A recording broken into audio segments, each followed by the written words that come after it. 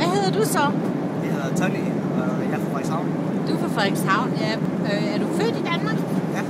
Du er også, og hvor gammel er du nu? Jeg er 16 år. Du er 16 år, så du er simpelthen født i Danmark. Yes. Så hvordan, nu har du været tilbage i Vietnam på ferie, ved jeg, en måned. Hvad var det bedste ved at være tilbage i Vietnam? Det er nok at se familien.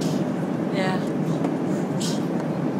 Og hvad er det bedste, når du nu skal tilbage til Danmark igen? Hvad er det bedste så der?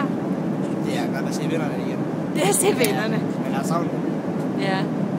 Hvad er det sværeste ved at bo, synes du, eller bevæge sig mellem to kulturer, som du jo gør? Det sværeste er, det er nok sproget.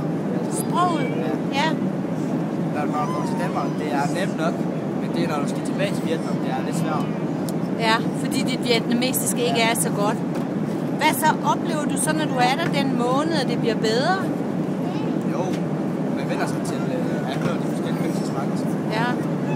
Når du så nu er tilbage i Vietnam, er der så nogle ting, du undrer dig over, fordi du har boet så meget i Danmark, som du synes, du tænker, det er jo da noget underligt noget, de gør det på den måde?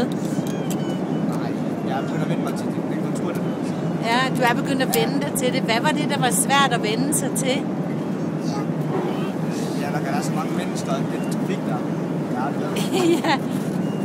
Ja, det er der jo ikke i Frederikshavn. Nej.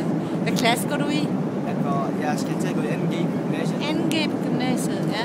Har du sådan en idé om, hvad du gerne vil lave, når du er færdig i gymnasiet, eller er det alt for tidligt at spørge om? Det er lidt tidligt. Jeg tror bare, at jeg skal læse videre. Du skal læse videre, ja. Og så overvejer jeg at arbejde i Vietnam med dig. Undskyld, hvad sagde du? Jeg overvejer at flytte til Vietnam. Du overvejer at flytte lidt til Vietnam?